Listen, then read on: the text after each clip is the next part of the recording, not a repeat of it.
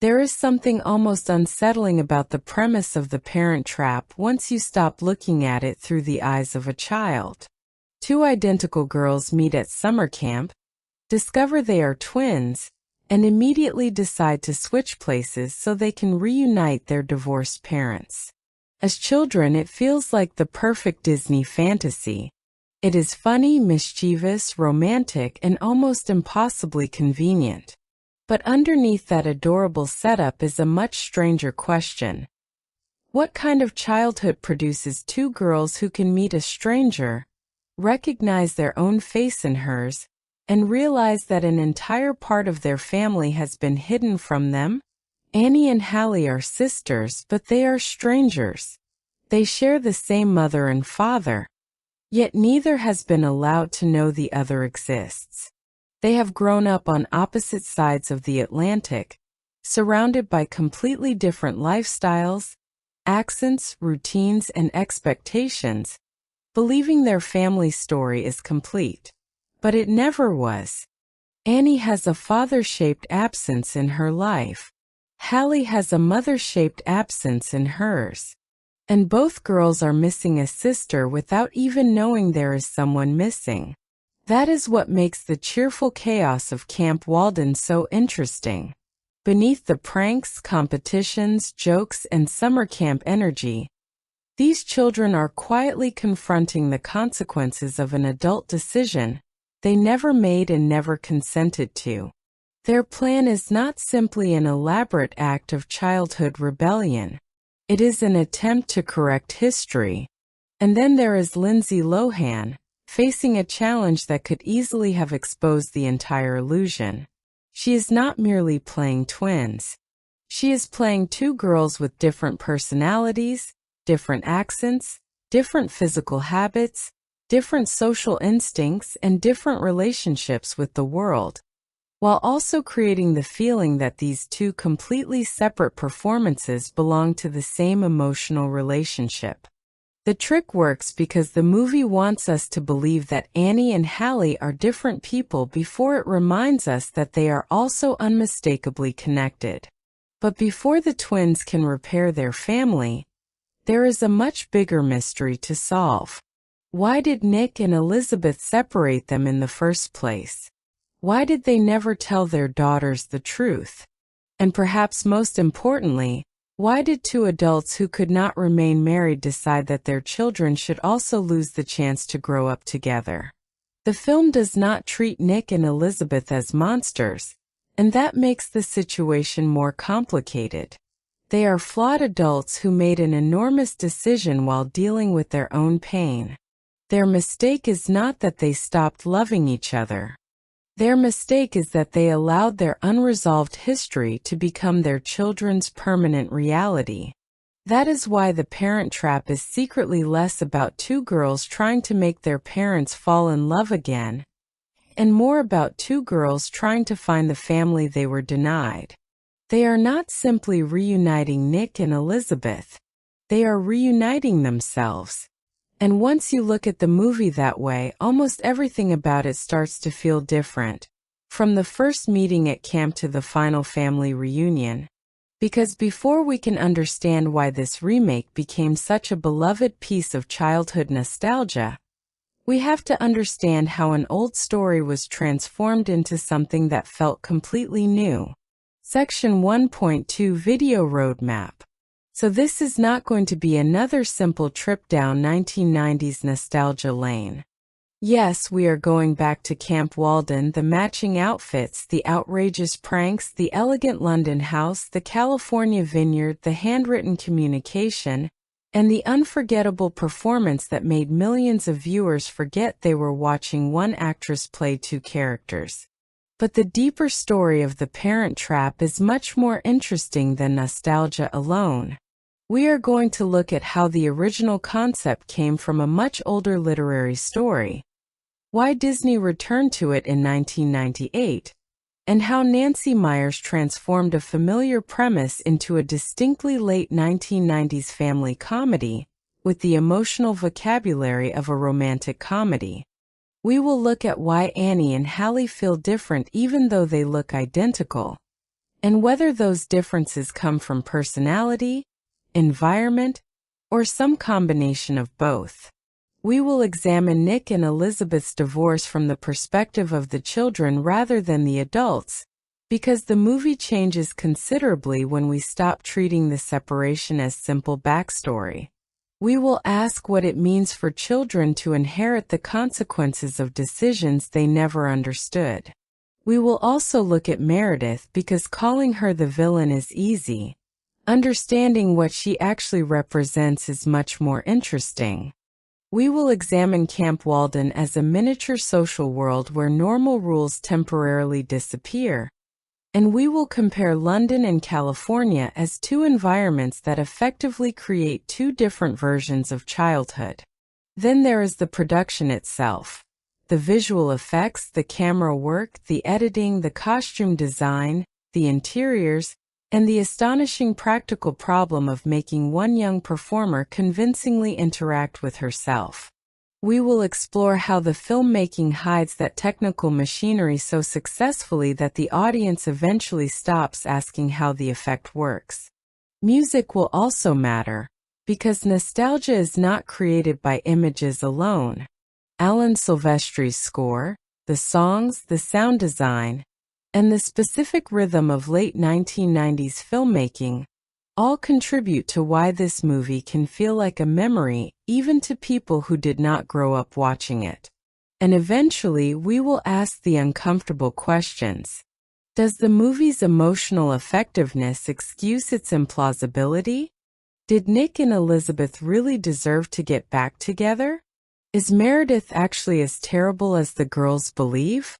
And why does an impossible story about two separated twins continue to feel emotionally believable decades later?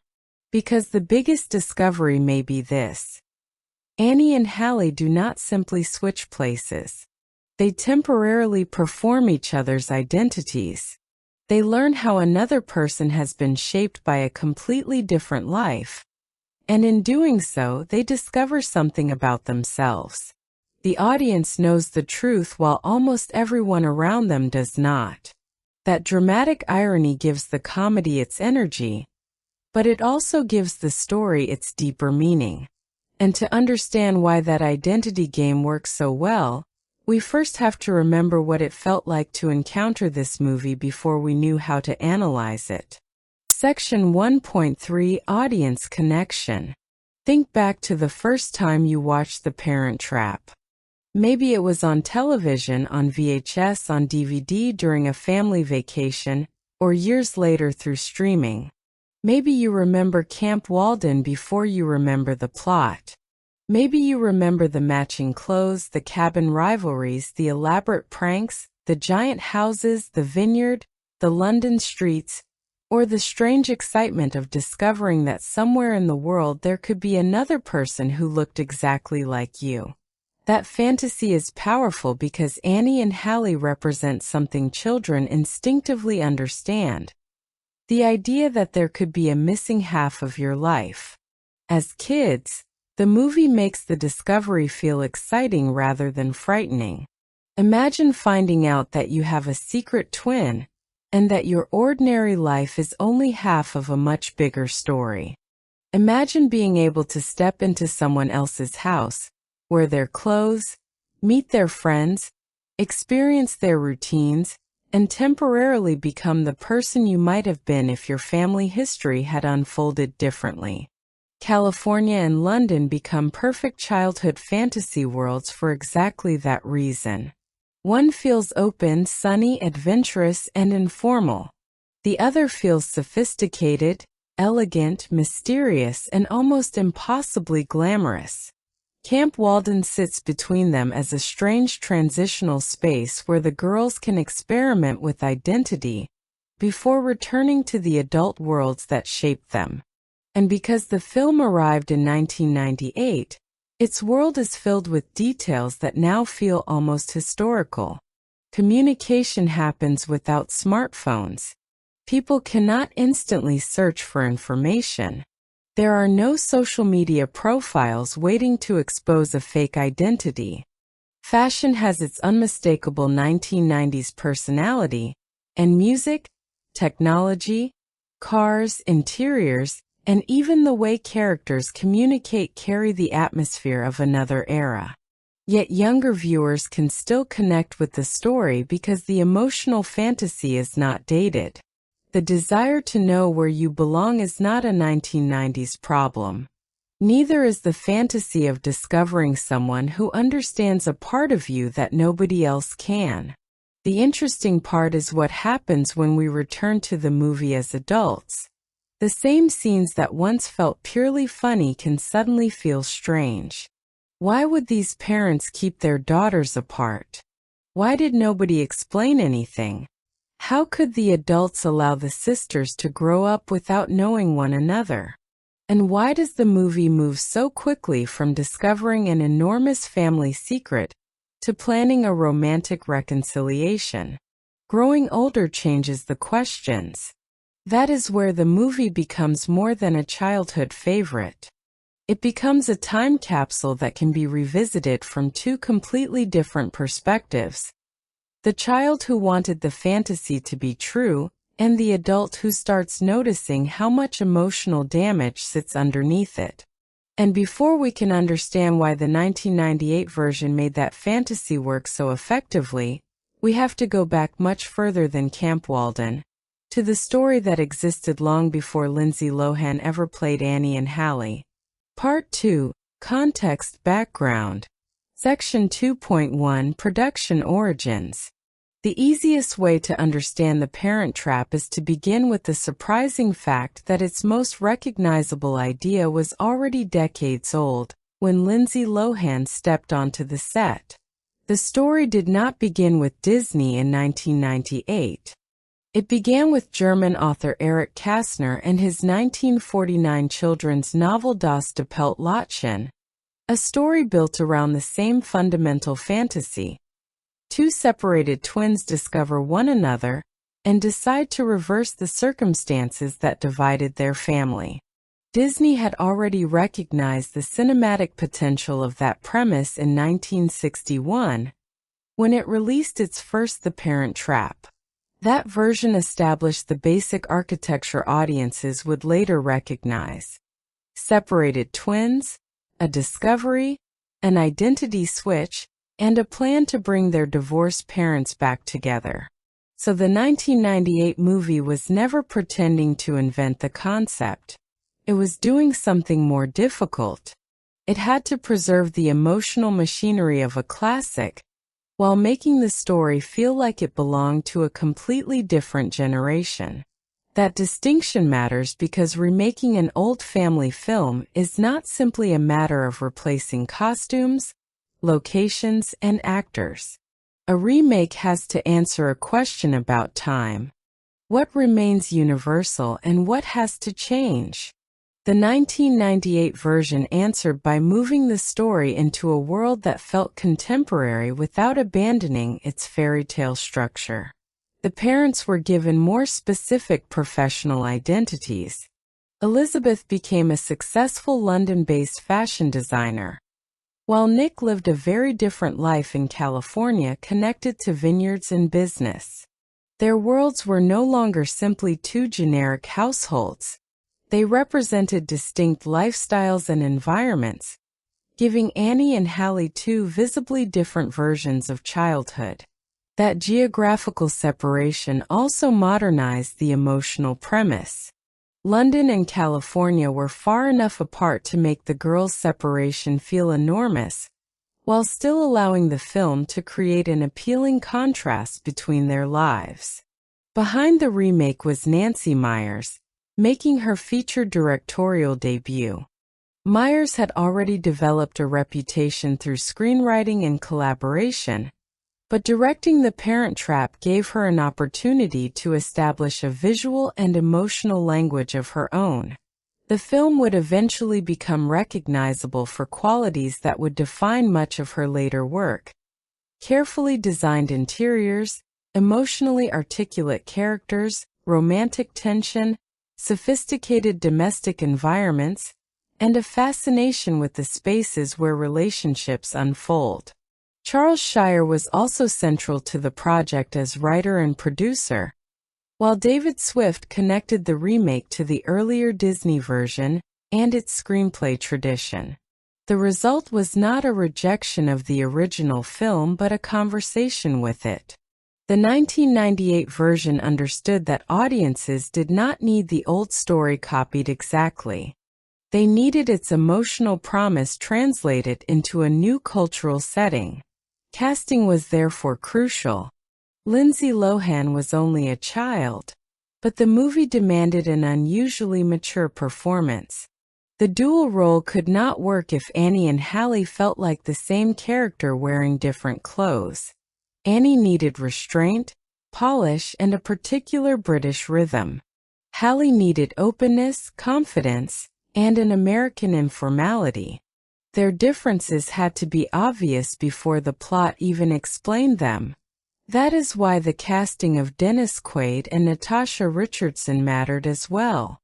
Nick and Elizabeth needed enough chemistry to make the entire scheme emotionally worthwhile. If the audience did not believe these two adults once loved each other deeply, then the children's enormous plan would become nothing more than a mechanical plot device. Elaine Hendricks brought another important element as Meredith Blake, while Lisa and Walter's Chessie became one of the movie's emotional anchors. The supporting cast gave the film warmth and comic texture, preventing the story from becoming only a series of scenes between the twins and their parents. Even the production design had to serve the split identity of the story. London had to feel different from California. Annie had to look different from Hallie despite having the same face. Their clothes, hairstyles, posture, and surroundings all became part of the storytelling. Then came the technical problem at the center of everything. How do you make one young actress convincingly appear beside herself? That required careful choreography, stand-ins, matched performances, precise camera placement, editing, compositing, and visual effects. Dean Cundy's cinematography helped create the polished visual language necessary to make the illusion disappear into the story, while production designer Dean Tavoularis and costume designer Penny Rose helped construct two worlds that could feel distinct without making the twins visually unrecognizable as sisters. Alan Silvestri's music added another layer, giving the film the ability to move between comedy, adventure, romance, and sentiment without feeling tonally fractured. All of these choices reveal what Disney was really attempting. This was not simply a remake of a 1961 children's comedy. It was a bridge between classic family entertainment and the increasingly polished romantic comedy language of late 1990s Hollywood. And that timing was important, because the film arrived in a Hollywood environment where recognizable stories still had enormous value, but where the audience also needed a reason to believe an old property belonged to them. Section 2.2 Per-release landscape. In the late 1990s, Disney's family film brand carried a particular kind of cultural power. A recognizable title could function as an invitation to parents and children at the same time.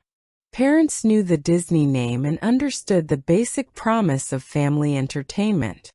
Children were attracted by comedy, adventure, recognizable characters, and the possibility of seeing something exciting on a large screen. That made The Parent Trap an unusually useful property. The 1961 version already existed as a recognizable piece of Disney history, but enough time had passed for an entirely new generation to encounter the story without necessarily feeling attached to the original. The remake could therefore benefit from familiarity without being trapped by nostalgia. Could say, essentially, you may have heard of this story, but you have never seen it like this. The timing also mattered because family films could still become theatrical events without requiring enormous franchise machinery. There was no expectation that every successful family movie had to belong to a sprawling cinematic universe.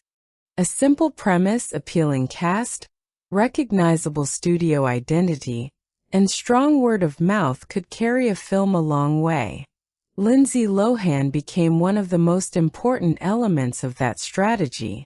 The idea that one young actress was playing both twins was an immediate promotional hook.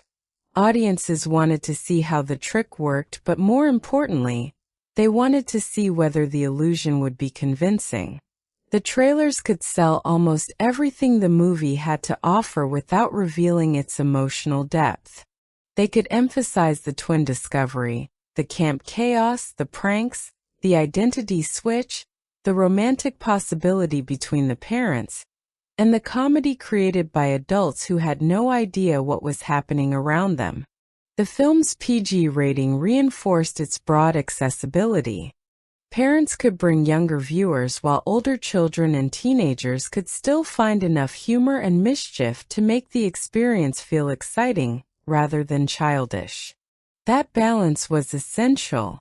The marketing was selling a comedy about twins, but the actual movie contained a surprisingly serious emotional premise. The audience arrived expecting fun and fantasy, then gradually became invested in the fact that Annie and Hallie had lost years of their lives without knowing what had been taken from them. There is an interesting irony here.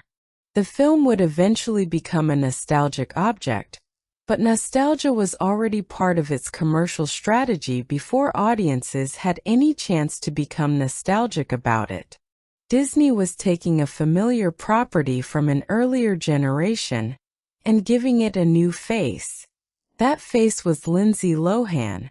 The film opened domestically to approximately $11.1 million. A solid start for a family comedy with a reported production budget of around $15 million. Its eventual worldwide theatrical gross reached roughly $92.1 million, demonstrating that the concept had commercial life well beyond the novelty of the opening weekend. The success mattered because it showed that a character-driven remake could compete through charm rather than spectacle. The movie did not need superheroes, elaborate action sequences, or an enormous fantasy mythology. It needed two believable sisters, two parents worth reuniting, and a premise simple enough for a child to understand. But beneath that simplicity was another advantage. The audience already knew how to root for the family before the story even began. And now, with the industry context established, the movie can finally do what it has been preparing us to do from the beginning. Introduce two girls who have spent their entire lives believing that their family is complete. Before Annie and Hallie ever meet, their lives have already been shaped by a decision they do not remember making. Nick and Elizabeth were once married, and their relationship produced twin daughters. But after the marriage ended, the children were divided. Annie went with Elizabeth to London. Hallie remained with Nick in California. The separation creates two parallel childhoods. Annie grows up surrounded by Elizabeth's sophisticated London world. She is polished, controlled, and comfortable in an environment where presentation matters. Hallie grows up in California, where Nick's world feels more open and informal. She is confident, energetic, and accustomed to a different rhythm of life. Neither girl is presented as miserable. That is important. They have loving parents. They have comfortable homes. They have people who care about them. Their lives are not tragic in the conventional sense. The problem is precisely that they are happy enough not to realize what is missing. Annie does not wake up every morning thinking about the father she never sees.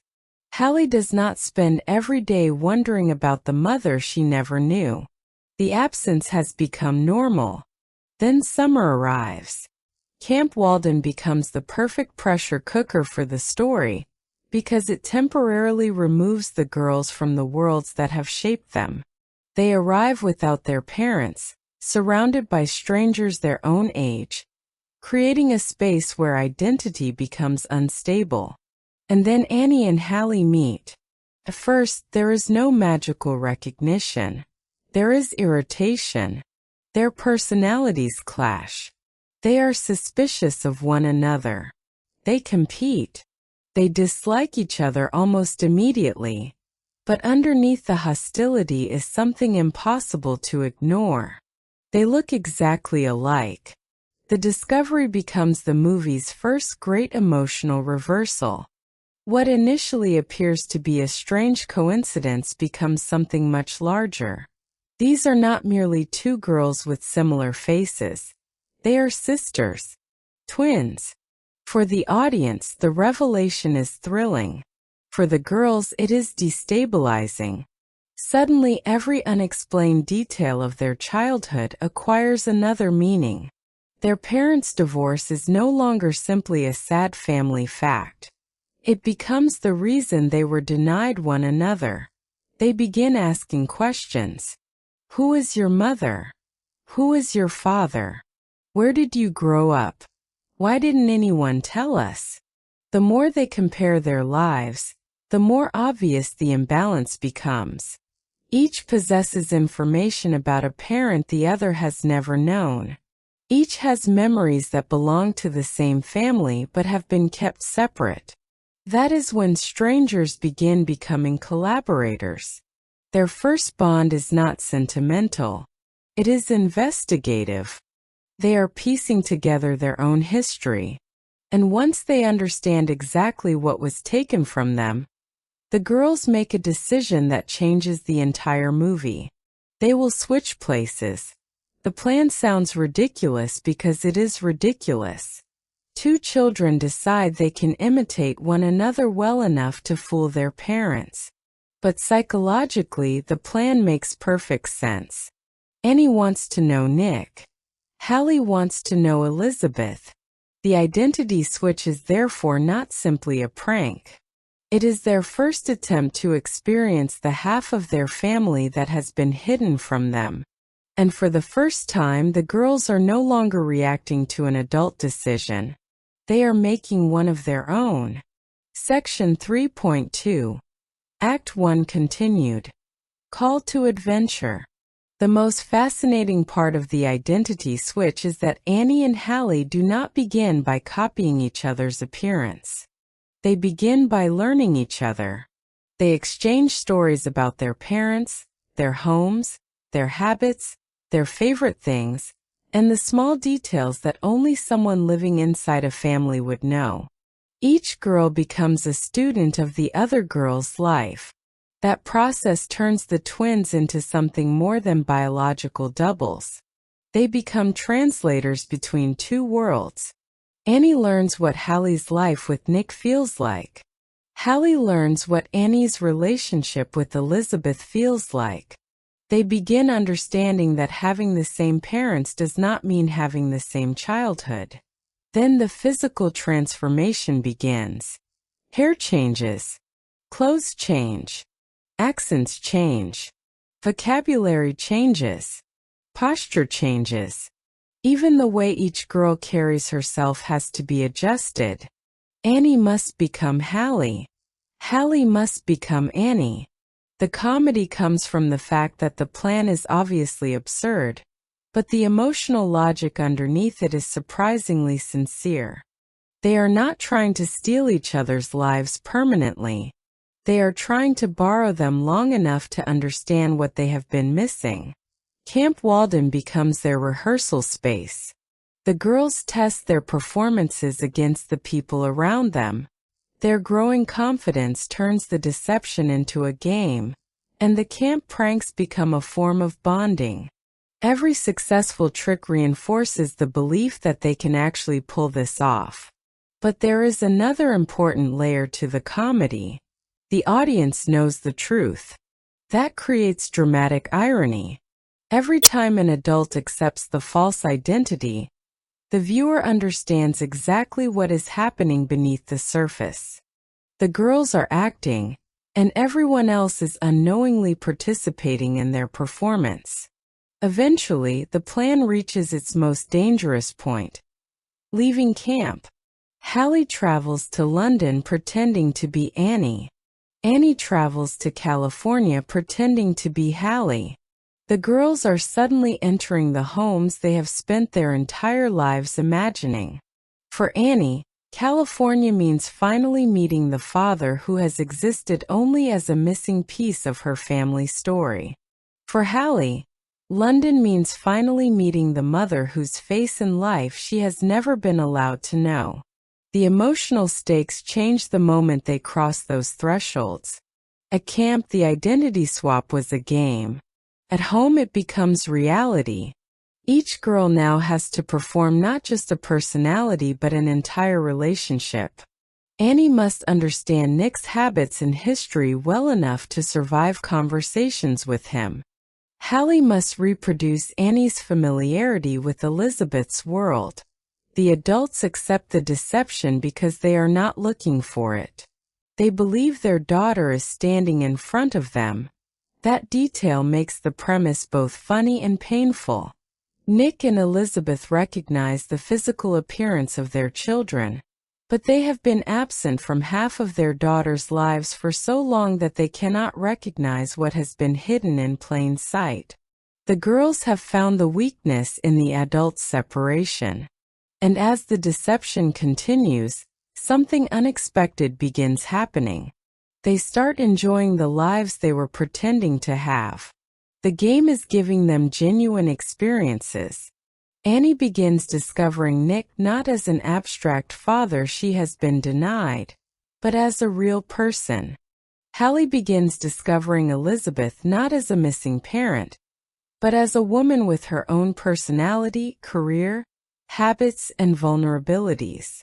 The switch was supposed to let them experience another life. Instead, it begins changing their understanding of their own. Section 3.3, Act 2A, Rising Action. Once Annie and Hallie settle into their new identities, the original plan becomes increasingly difficult to separate from genuine emotion. Annie is no longer simply pretending to be Hallie. She is spending real time with Nick. Hallie is no longer merely imitating Annie. She is discovering Elizabeth. That is where the movie's central idea becomes more complicated. You can imitate someone's identity, but you cannot manufacture their history. Annie may know the facts about Hallie's life, but she still has to discover what it feels like to belong in Nick's world. Hallie can repeat details about Annie, but she has to experience Elizabeth's world for herself. The supporting characters make that process possible. Chessie becomes especially important because she represents the emotional continuity of Nick's household. She knows Hallie, understands her habits, and has been part of the family long enough to recognize the girl beneath the performance. Her relationship with Hallie also gives the audience a glimpse of the home Annie has entered. Martin plays a similar role within Elizabeth's world. He is connected to Annie's life and therefore becomes part of Hallie's attempt to navigate London without exposing herself. These characters make the deception more than a two-person trick. They create a network of relationships the girls must understand. And then there is Meredith. From the twins' perspective, Meredith represents a terrifying possibility. If Nick marries her, the fantasy of restoring the original family may disappear permanently. That is why their hostility toward Meredith becomes so intense.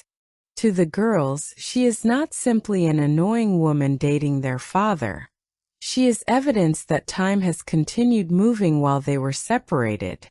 Nick has built a life without Elizabeth, and Elizabeth has built a life without Nick.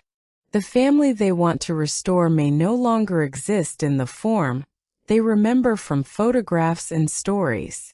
So the pranks escalate. At first they are playful. Then they become strategic. The girls attempt to expose Meredith's flaws, disrupt her plans, and create situations that reveal how she behaves under pressure. The comedy is intentionally exaggerated, but the emotional motivation underneath it remains consistent. They are afraid. The more they learn about their parents' current lives, the more they realize that the adults have moved on. And yet, something else becomes visible. Nick and Elizabeth still have feelings for each other. Small reactions reveal it. Memories return. Old emotional patterns resurface. Their chemistry has not completely disappeared. The twins begin noticing what the adults themselves have avoided. That discovery changes their mission. At first, they wanted revenge for being separated. Then they wanted to experience the missing parent. Now they genuinely believe reconciliation might be possible. The plan has evolved from mischief into intervention. And that raises a much more complicated question. Are the girls repairing a family, or are they manipulating adults into making a choice they may not actually want? The movie mostly wants us to root for them, but the question matters. Because children can recognize love without understanding the consequences of it. Annie and Hallie know they want their parents together. They know they want to grow up as sisters. But they do not yet understand what caused the marriage to fail. That gap between emotional truth and adult reality becomes increasingly important as their deception starts collapsing under its own weight. Section 3.4 Act 2B Midpoint Crisis. Eventually, the identity game cannot continue forever. The girls have become more confident, but confidence is not the same as control. Every additional lie creates another opportunity for discovery. Their parents begin noticing inconsistencies. Meredith becomes increasingly suspicious. The twins' ability to maintain perfect identities starts breaking down. The very thing that made the plan exciting now makes it dangerous. The parents are forced to confront a possibility they have avoided for years. Their children may not be who they believe them to be. And when the truth finally emerges, the emotional consequences are enormous. Annie and Hallie are exposed. Nick and Elizabeth discover that the daughters they believed were separated from each other have secretly met, switched identities, and traveled across the world in an attempt to reunite their family. The adults are shocked. But shock is only the beginning. There is guilt. There is anger. There is confusion. There is love. And there is something even more painful: recognition. Nick and Elizabeth are forced to understand that their daughters have spent years living with the consequences of their decision. The twins' deception is outrageous, but it exists because the adults' original secrecy was also extraordinary. This creates one of the movie's most interesting moral reversals. The children have lied to the adults, but the adults created a family structure built on a lie. The girls are not innocent in the literal sense. They manipulate people, create elaborate schemes, and interfere with adult relationships. But their motivation comes from a wound they did not create. That does not automatically make their actions right. It makes them understandable. And that distinction is important. Nick and Elizabeth also have to confront something they may have been able to avoid for years. Their feelings for each other did not disappear simply because their marriage ended. The twins' arrival forces the past into the present. But there is still a difference between remembering love and rebuilding a relationship. Wanting reconciliation is easy. Being capable of reconciliation is much harder. The girls begin to fear that their plan may have gone too far. They have achieved the thing they wanted most, bringing the family secret into the open. But now they cannot control what happens next. This is the emotional midpoint of the story, because the fantasy begins colliding with reality. At the beginning, the girls believe that if everyone simply knows the truth, the family can be repaired. Now they discover that truth does not automatically produce healing. Nick and Elizabeth have to decide whether they can confront the past rather than simply recreate it. And the twins have to face the possibility that discovering each other may not be enough to guarantee the family ending they imagined. For the first time, the children cannot solve the problem by themselves. The final attempt to reunite the family will require something their pranks cannot manufacture: a genuine choice from the adults. Section 3.5, Act 3. Climax Resolution. The final act works because the twins' elaborate deception eventually becomes less important than the emotional truth it uncovered. Annie and Hallie began their scheme believing that they could force their parents back together. By the end, they have created something more valuable: an opportunity for Nick and Elizabeth to confront the relationship they never fully resolved. Meredith's presence intensifies the urgency, but she is no longer simply an obstacle to defeat. The real conflict is between the life Nick and Elizabeth built after their divorce and the unresolved emotional history that still connects them. The twins refuse to give up. Their determination has always been the engine of the story, but now their motivation has matured. They are no longer simply trying to win. They are trying to protect the relationship they have only just discovered. Nick and Elizabeth eventually recognize what the girls have already understood. The years apart did not erase everything that existed between them. The reunion is therefore both romantic and familial. For Nick and Elizabeth, it represents a second chance. For Annie and Hallie, it represents the end of a separation they should never have experienced. The final family resolution matters because the twins no longer need to perform each other's identities. Annie can be Annie. Hallie can be Hallie.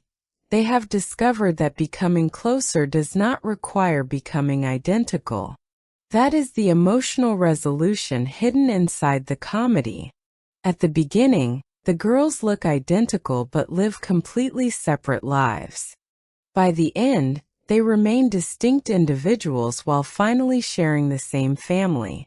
The symmetry is almost perfect. The story begins with two girls who do not know each other. It ends with one family that finally knows itself. That transformation is why the wedding and reunion feel more significant than simply restoring a romance.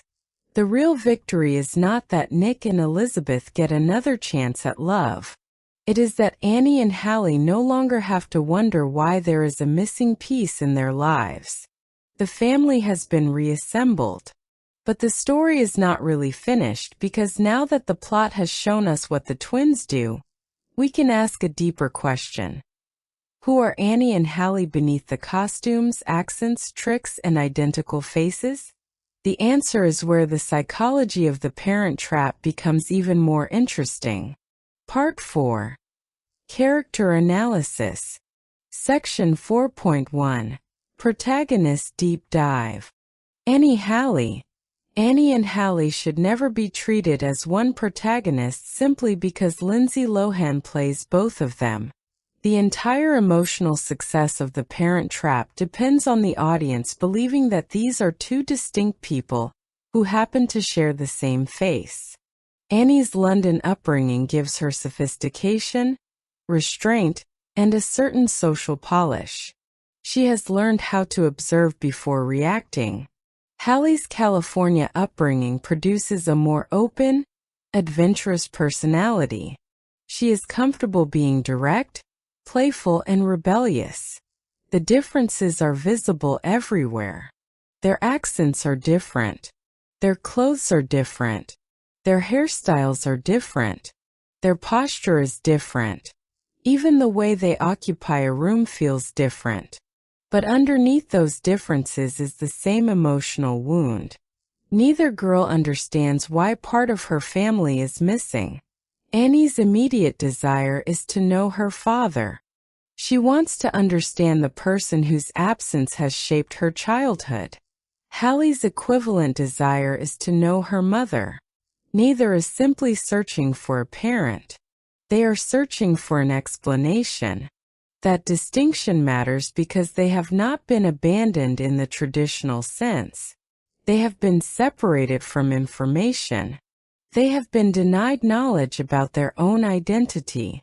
And when they discover each other, they discover that their childhoods were never complete representations of who they were. Each girl possesses half of a family history. They are psychological complements. Annie has what Hallie lacks and Hallie has what Annie lacks. But the movie does not suggest that one personality is better. Their differences are evidence of nature and nurture working together. They share biology. They do not share environment. So the film turns their relationship into a miniature experiment in identity. How much of who we become is inherited, and how much is learned? The answer is deliberately complicated. Their deception also represents agency. For much of their lives, adults have made decisions for them. Their parents decided where they would live, what they would know, and which relationships they would have. The identity switch is the first major decision the girls make for themselves.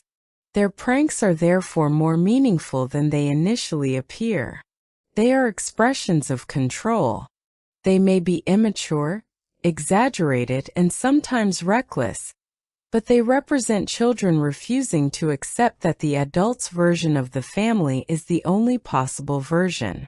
Over time, Annie and Hallie become more emotionally mature because they begin understanding that getting what they want requires more than cleverness. They have to understand other people. They have to recognize their parents' pain. They have to accept that reconciliation cannot simply be commanded. And most importantly, they have to discover that being sisters does not mean becoming identical. Lindsay Lohan makes that transformation convincing because her performances are not built entirely around accents or costumes. She changes rhythm, physicality, confidence, and emotional response. The illusion works because the characters feel different before the special effects ever ask us to believe they are together. Meredith Blake is introduced as though she belongs to a familiar children's story tradition. The glamorous outsider who threatens the family reunion.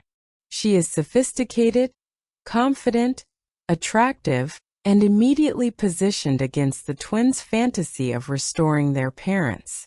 From their perspective, the calculation is simple. If Meredith marries Nick, then Elizabeth may never return to his life. So Meredith becomes the enemy. But the movie becomes more interesting if we question whether she actually deserves that role. Meredith is certainly flawed. She can be self-centered, dismissive, and hostile toward the twins. The girls also discover behavior that reinforces their suspicion that she is not interested in becoming part of their family on their terms. But she is not responsible for Nick and Elizabeth's divorce. She did not separate the twins. She did not create the secrecy. She simply arrived later. That makes the twins' hatred of her emotionally understandable but morally complicated. Meredith represents a future the girls do not want. She is not merely a romantic rival. She is evidence that the family might continue moving forward without ever correcting its past. That is why she fits so naturally into the film's emotional structure. The conventional villain is Meredith, but the deeper antagonist is separation itself. Divorce, secrecy, emotional avoidance, the inability of Nick and Elizabeth to resolve what happened between them. Meredith becomes a convenient target because it is easier for the children to blame one person than to understand an adult relationship that ended years before they could comprehend it. This connects the movie to the old tradition of the evil stepmother figure in children's stories. The outsider is often easier to hate than the adults whose decisions created the situation. Yet the parent trap occasionally complicates that tradition. Meredith is not simply evil. She wants a relationship with Nick. She represents a legitimate possibility. Nick has moved forward, and the girls cannot automatically demand that he return to the past simply because they have discovered it. That creates an uncomfortable symmetry. The children deceive the adults. The adults originally deceived the children. Both generations believe they are protecting something. The difference is that the children's deception ultimately exposes a truth, while the adult's secrecy concealed one. Meredith therefore functions almost like a thematic mirror. She represents the future the twins fear. But she also represents the reality that Nick has the right to choose his own life. That does not make every action she takes sympathetic. It simply means the movie's conflict is richer than a battle between good children and an evil woman. The real question is whether the adults can stop allowing old decisions to control new lives. Section 4.3. Supporting Cast Dynamics. The supporting characters are one of the reasons The Parent Trap never becomes emotionally exhausting. Without them, the movie would spend too much time inside the complicated psychology of divorce, separation, identity, and reconciliation. Chessie provides warmth. Her relationship with Nick and Hallie makes the California household feel lived in. She is not simply household staff existing to move the plot forward. She understands Hallie's personality, has watched her grow, and becomes one of the people who gives Annie access to a version of family life she has never experienced. Martin performs a similar function within Elizabeth's world. His relationship with Annie gives Hallie another emotional bridge into the life she has been denied. Both characters also become increasingly involved in the twins' deception, creating a fascinating shift. The children begin by hiding the truth from adults, but gradually some adults start recognizing that something unusual is happening. This allows the supporting cast to function as witnesses. They see the twins becoming more confident. They see the family dynamic changing. And because they are not carrying the same emotional baggage as Nick and Elizabeth, they can sometimes recognize truths the parents are too distracted or wounded to see. Camp staff serve a different purpose. Camp Walden provides the movie's comedic engine. The rivalries, competitions, pranks, and exaggerated personalities allow the film to maintain a fast rhythm before the story moves into more emotionally complicated territory. Marva Culp and the camp environment give the opening act its exaggerated comic energy. That matters structurally. Comedy creates breathing room. Every time the story approaches something emotionally heavy, the movie can return to physical humor, rivalry, or a ridiculous scheme. The audience gets to laugh before being asked to care again. The supporting characters therefore become extensions of the family. They allow the movie to show that family is not limited to the people connected by blood. It is also created through familiarity, loyalty, care, and shared experience. That becomes particularly important because Annie and Hallie have the biological connection but lack the lived relationship. Chessie, Martin, and the others help illustrate the difference. A family is not simply who appears on a birth certificate. It is who knows your habits, who notices when something is wrong, who remembers what you were like before you could explain yourself. That is why the supporting cast gives the film its emotional warmth. They make the twins' world feel inhabited, rather than constructed solely around the central romance. And they keep the movie accessible. The adults may carry the complicated history, but the children are still allowed to be children. Part 5 Theme Symbolism. Section 5.1 Core Themes. At the center of the parent trap is a surprisingly simple human need. The need to feel whole. Annie and Hallie are materially comfortable. They are loved. They have homes, education, friends, and opportunities. Nothing about their lives immediately suggests deprivation. And yet something is missing. The film makes an important distinction between having a household and understanding your family. A household can provide stability without providing the complete truth. The twins have grown up in separate homes, but they are connected by a biological and emotional history that neither has been allowed to access. Their discovery, therefore, becomes an exploration of belonging. They want to know where they came from. They want to understand why their family looks the way it does. They want to know why one person is missing from their lives. And when they discover that the missing person is not simply a parent, but an entire sibling relationship, their understanding of themselves changes. That is why siblinghood becomes so central. Annie and Hallie do not merely gain a new relative. They gain someone who can confirm memories they never shared. They gain a person who understands the same family from the opposite side. Their relationship proves that identity can exist beyond individual experience. The film also explores the emotional consequences of secrecy. Nick and Elizabeth may believe that separating the twins solved a problem, but from the children's perspective, it created another one. The adults simplified their own lives by making the children's world more complicated. That is one reason the girls' actions feel emotionally satisfying. They are attempting to restore agency. Children are often powerless when adults make major family decisions. Annie and Hallie cannot undo the divorce. They cannot rewrite the past. But they can decide what happens next. Their plan is a fantasy, but it expresses a universal desire. If the adults who shaped your world made a mistake, perhaps you can find a way to repair it. The movie also understands that forgiveness is different from forgetting. Nick and Elizabeth cannot simply pretend the divorce never happened. The story instead suggests that a second chance requires acknowledging the past. That is why the emotional fantasy remains powerful even for viewers whose families look nothing like the one in the film. The circumstances are unusual. The feeling is not.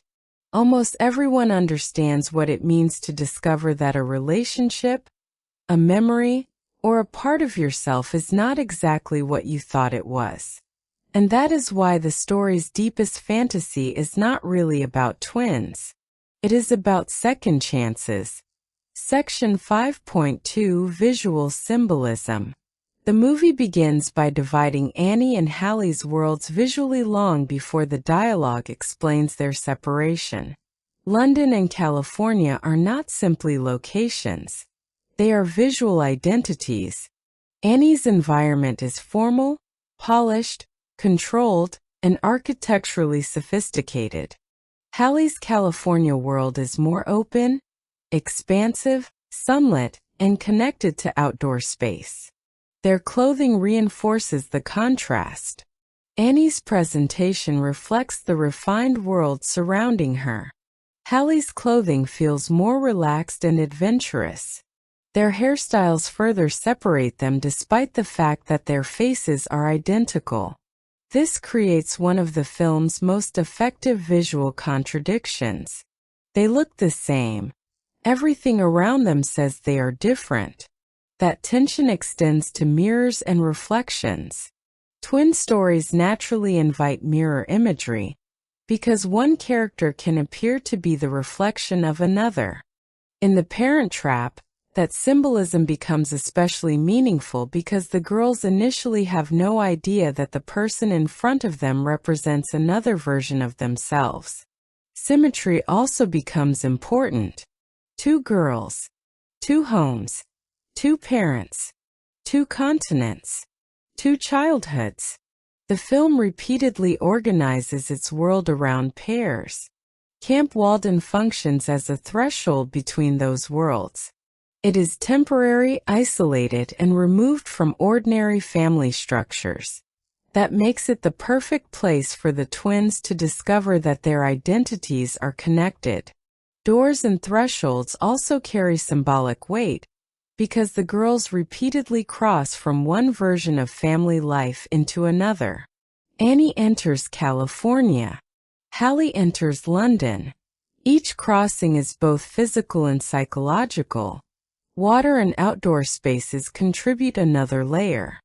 The camp and California landscapes provide freedom and movement, while the more formal interiors of Elizabeth's world emphasize structure and presentation. The family photographs are particularly important because they represent memory frozen into an image. A photograph can show a family together, even when the living family is separated. That makes photographs almost cruelly significant in a story about children trying to reconstruct a past they never experienced. Wedding imagery reverses that idea. The old family was captured in photographs. The new family can finally be captured together in the present. Even the interior design reflects character psychology. Nick's world feels connected to land, openness, and California informality. Elizabeth's world communicates fashion, precision, and sophistication. As the story progresses, these visual differences begin converging. The twins become closer. The parents begin reconnecting. Separate worlds begin overlapping. And by the ending, the image of the family together becomes the visual completion of the story. The film began by showing us separation through space. It ends by showing U.S. connection through shared space. Section 5.3 Deeper Meanings. The deeper irony of the parent trap is that the adults separate the twins in order to simplify their own lives, while the children eventually create an absurdly complicated deception to reverse that decision. Adults choose separation. Children choose connection. That reversal gives the movie much of its emotional energy. The twins inherit consequences from a decision they never understood. They therefore become living evidence that adult choices do not remain confined to adulthood. The film also asks an important question about identity. If Annie and Hallie can perform each other's lives so convincingly, how much of identity is constructed? They are biologically identical, but their environments have shaped them differently. Their accents, manners, interests, confidence, and social behavior are products of both nature and nurture. The movie never gives a scientific answer. Instead, it turns the question into entertainment. Annie becomes Hallie. Hallie becomes Annie. But as they perform each other, they discover that identity is not something they can completely exchange like clothing. They can imitate behavior. They cannot erase history. And ultimately, they become more themselves by discovering their differences. That is the paradox at the heart of the twins. They are identical enough to be mistaken for one another, yet different enough to prove that a person's environment matters. The film also quietly explores class. London's sophistication and California informality are presented through architecture, clothing, work, and lifestyle. The parents' wealth makes the fantasy possible, but it also creates a highly idealized version of family life. This is where the film's romantic comedy structure becomes important. The story is technically a children's family movie, but it borrows heavily from adult romantic conventions. Old lovers, unresolved chemistry, a romantic rival, elegant settings, emotional misunderstandings, and a second chance at love. That combination is one reason the movie feels unusually sophisticated for its target audience. It allows children to enjoy the adventure, while adults recognize another story underneath it. The fantasy is ultimately about rewriting family history. The twins cannot change what happened. They can only force the adults to confront it. And the film's belief is that emotional truth can survive time. Love may become buried under anger, distance, and new lives, but it can still exist beneath them. That is emotionally satisfying even when it is not entirely realistic.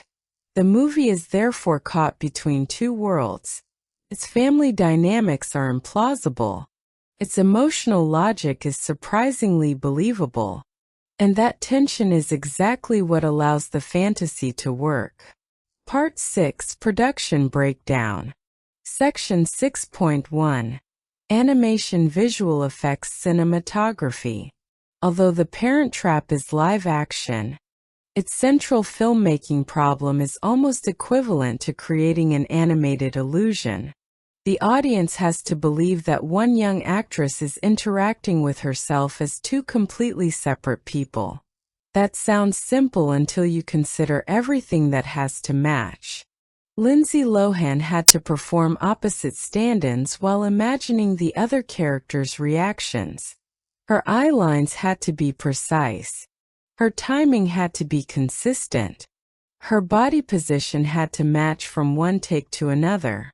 If she looked slightly too high, leaned differently, or reacted a fraction too early, the illusion could become visible. Camera placement was therefore critical. The filmmakers could use techniques such as split-screen compositions, compositing, carefully controlled framing, and body doubles to place the two performances together. But technical tricks alone could not solve the problem. The performances had to match emotionally. If Annie and Hallie reacted differently to the same situation in ways that felt inconsistent, the audience would stop believing they were sisters. Costume and hair continuity were equally important.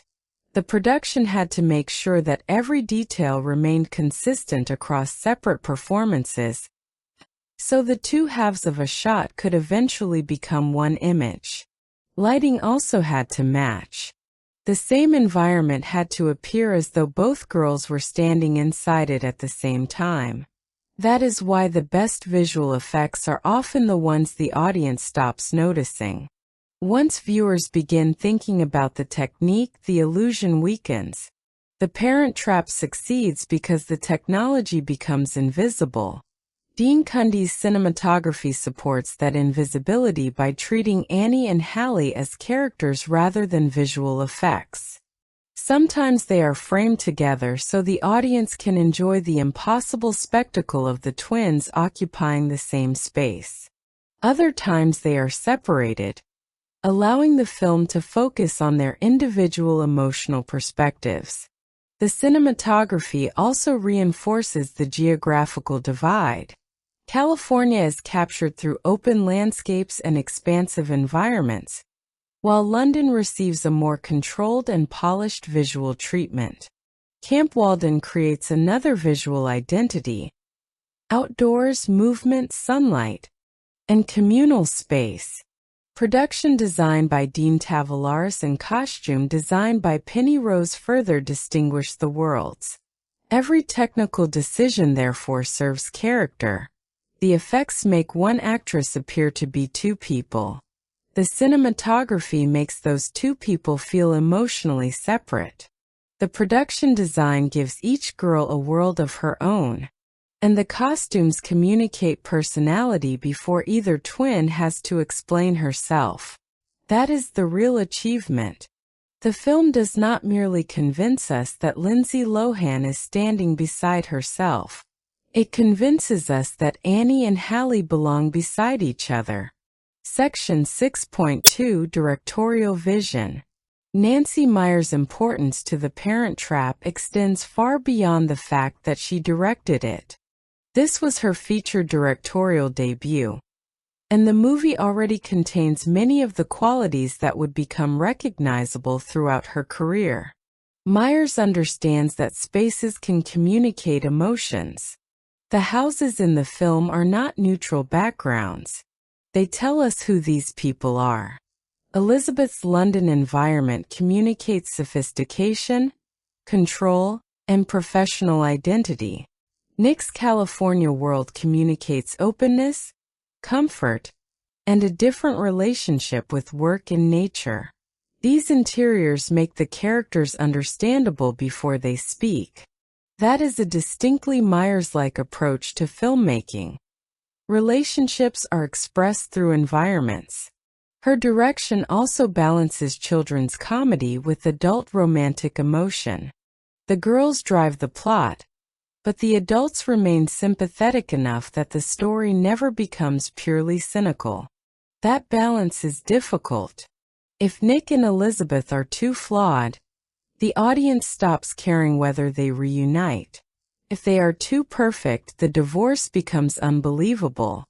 Myers finds a middle ground. They are flawed people who made a painful decision. That makes the fantasy of reconciliation emotionally accessible. The movie also benefits from Myers' understanding of romantic comedy rhythm. Comedy is not treated as an interruption to emotion. It creates space for emotion. A prank can be followed by a quiet family moment. A ridiculous misunderstanding can lead into a conversation about love. A glamorous interior can contain an emotionally vulnerable character. The shifts feel natural because the movie understands that family life itself contains those contradictions. Myers also allows the girls to remain active protagonists. Adults do not solve the central problem for them. The children create the situation that forces the adults to confront their history. That gives the movie a strong female-centered perspective, because the emotional engine is driven by two girls observing the adults around them and deciding that they deserve more than the circumstances they inherited. The film's fantasy is never abandoned, but Myers gives it enough emotional texture that the audience can accept it. That quality would become increasingly important in her later career, where relationships, domestic spaces, romance, and emotionally articulate characters would remain central. In that sense, The Parent Trap feels like an early blueprint. It contains the polished interiors, the relationship-driven storytelling, the warmth, the romantic tension, the belief that adults can be emotionally complicated without becoming cruel, and perhaps most importantly, the conviction that a comfortable environment can still contain profound emotional conflict. The film looks easy. Its construction is not. Myers' achievement is making all of that complexity feel effortless. Part 7 Music Sound. Section 7.1 Musical Score Analysis. Alan Silvestri's score plays a crucial role in holding The Parent Trap together, because the movie constantly shifts between different emotional registers. One moment it is a children's adventure. The next it is a romantic comedy. Then it becomes a family drama. Then it becomes sentimental. Without a coherent musical language, those shifts could feel unstable. The score provides that coherence. Adventure cues give the camp sequences energy. The music makes the twin schemes feel exciting rather than dangerous. Comedic moments receive rhythms that reinforce physical timing and playful escalation. But when the movie needs to remind us what is emotionally at stake, the musical language becomes warmer and more restrained. That difference matters because music tells the audience how to interpret what they are seeing. A prank can be funny on its surface, but emotional scoring can remind us that the prank exists because two children are afraid of losing the family they have just discovered. The score also helps the film move between London and California. The locations are visually distinct, but music can connect them emotionally. The audience may be watching two completely different environments, while still understanding that the same family history connects them. Twin discovery scenes benefit particularly from this emotional guidance. The music gives the revelation a sense of wonder, while still leaving room for disbelief. Later, reunion scenes can use musical warmth to emphasize the emotional payoff. The distinction between diegetic and non-diegetic sound also helps shape the experience. Music existing within the world can establish time, place, and youth culture, while the score operating beneath the action can guide the audience's emotional response without being noticed consciously. That invisibility is important. A strong score often works before the audience realizes it is working. Tells us when to laugh, when to worry, when to feel sentimental, when to believe that two people might still love each other. The film's warmth is therefore partly musical. Silvestri's score does not simply accompany the story. It helps translate an impossible premise into an emotionally believable experience. Section 7.2 Songs Sound Design. The songs and sound design contribute heavily to the movie's identity as a late 1990s experience. Songs can function as cultural timestamps. They tell us when the movie belongs, but they also become memory triggers. Years later, hearing a familiar song can bring back the visual world of the film, even before a specific scene comes to mind. That is one reason the soundtrack becomes part of nostalgia. The sound design works differently. Camp Walden needs to sound alive. Outdoor ambience, voices, movement, water, insects, footsteps, and physical activity create a sense of a real summer environment. The camp is not simply a collection of jokes. It is a world with its own rhythm. The houses require a different soundscape. Doors, footsteps, household activity, conversations, and quieter interiors reinforce the contrast between the twins' environments. Pranks rely heavily on sound. Physical comedy becomes funnier when every movement has an exaggerated sonic consequence. The audience hears the impact, the surprise, and the chaos. But silence can be just as important. When the film slows down during emotional moments, the reduction of sound creates space for the characters' reactions. That contrast gives the story emotional shape. Sound bridges also help connect scenes that occur in different locations. The audience can move from one environment to another without feeling that the narrative has been completely reset. This is particularly useful in a story divided between London, California, and camp. Each place has its own sonic identity. Together they create the larger sound of the family. And because sound operates so directly on memory, it contributes to why the movie remains emotionally recognizable long after its technology and fashion have aged. The visual world tells us that The Parent Trap belongs to 1998. The soundtrack makes us remember what 1998 felt like. Part 8. Cultural Impact. Section 8.1 Immediate Reception. When The Parent Trap arrived in 1998, it benefited from something that family movies rarely achieve perfectly: appeal across age groups. Children could enjoy the twin premise, camp rivalry, pranks, and identity switch. Adults could recognize the romantic structure and emotional history between Nick and Elizabeth. That crossover helped the movie become more than a children's comedy.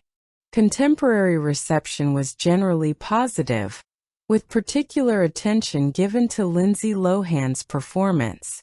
Critics recognized the difficulty of asking a young actress to carry two central characters while maintaining enough distinction between them to keep the audience invested. The film's current Rotten Tomatoes figures reflect that lasting approval, with the 1998 version listed at 86% from critics and 71% from audiences. CinemaScore gave the movie an A. suggesting that audiences responding to it immediately were strongly satisfied. The remake also had to survive comparison with the 1961 original. That was important because remakes often face the question of whether they are preserving something valuable or simply exploiting a recognizable title. The 1998 film's answer was modernization. It retained the emotional architecture but updated the characters, locations, lifestyles, pacing, and visual style. The result was familiar enough to feel accessible but different enough to belong to a new generation. Lohan became the defining talking point. The novelty of seeing one performer play both twins was obvious, but audiences quickly discovered that the appeal was not merely technical. Annie and Hallie had distinct personalities, and the performance became part of the movie's emotional identity. The prank sequences also became memorable. The camp rivalry, the identity switch, the elaborate attempts to interfere with Meredith, and the musical memory of "Let's Get Together." These elements gave the film a collection of moments that could survive beyond the theatrical experience. That mattered because a family movie's cultural life often begins after the box office. A child watches it once, then watches it again, then sees it on television, then introduces it to someone else. Over time, the film stops being simply a movie and becomes a shared reference point. That process was already beginning with The Parent Trap. Section 8.2 Long-Term Influence. The film's greatest cultural success arguably happened after its theatrical run. The VHS and DVD eras gave The Parent Trap an unusually long afterlife. It was no longer limited to the audience that bought a ticket in 1998. Families could replay it, children could discover it years after release, and older viewers could return to it repeatedly. Television reruns expanded that cycle. Then streaming made the movie accessible to audiences who were not even born when it premiered. That created an unusual generational bridge. The people who remembered The Parent Trap from childhood could revisit it as adults, while younger viewers could discover it without needing to understand why the movie had once been culturally important. Internet culture accelerated that process. Clips circulated. Quotes became recognizable. Scenes became memes. Lindsay Lohan's dual performance became a recurring subject of online nostalgia and discussion. Camp Walden became almost mythological for viewers who grew up with the movie. The idea of a summer camp where you could discover your secret twin and engineer an elaborate family reunion became part of the fantasy language of childhood. The film also became closely associated with the public image of Lindsay Lohan. Before her later celebrity years, The Parent Trap introduced many viewers to a young performer who seemed unusually confident and charismatic. That makes the film a cultural time capsule not only of 1990s Disney, but of a specific moment in Lohan's career. It also became an accessible introduction to Nancy Meyers' filmmaking style. Viewers who first encountered her through The Parent Trap could later recognize her fascination with interiors, romance, emotional communication, and visually comfortable domestic spaces. The movie's aesthetic also benefited from the revival of 1990s fashion and culture. Clothes that once simply looked contemporary became nostalgic. Technology that once felt normal became a visual reminder of another era. The absence of smartphones became part of the fantasy, and because the emotional premise does not depend on technology, the story survived the technological transition. The film became a comfort movie. That phrase explains much of its longevity. People return not because every plot point is believable, but because the emotional experience is familiar. You know the jokes. You know the reveal. You know the reunion is coming. The pleasure is in returning to a world where separation can be repaired. And perhaps that is why the movie continues to attract younger generations. The technology belongs to the past. The longing does not. Part 9. Critical Analysis. Section 9.1 Critics versus Audience. The critical and audience relationship with The Parent Trap is revealing because both groups generally like the film, but they often value it for slightly different reasons. Critics have tended to recognize the strengths of the remake formula, especially Lindsay Lohan's performance, the appealing cast, and the accessible combination of comedy and sentiment. The current Rotten Tomatoes listing of 86% from critics reflects that broad approval, while the 71% audience score suggests that viewers remain positive, even if their enthusiasm is not identical to critical reception. CinemaScore's A grade provides another important piece of evidence. Audiences were not simply tolerating the movie, they responded strongly to it. Metacritic's generally favorable assessment also supports the idea that the film was not dismissed as disposable children's entertainment. But critics have also identified limitations. The premise is obviously implausible. The exposition is sometimes convenient. The story follows a familiar formula. The emotional resolution is intentionally sentimental. And compared with more formally ambitious films, The Parent Trap is not trying to reinvent family storytelling. That is where the difference between critical standards and audience memory becomes interesting. A critic may ask whether the plot is original. A child may ask whether the story makes them feel something. Those are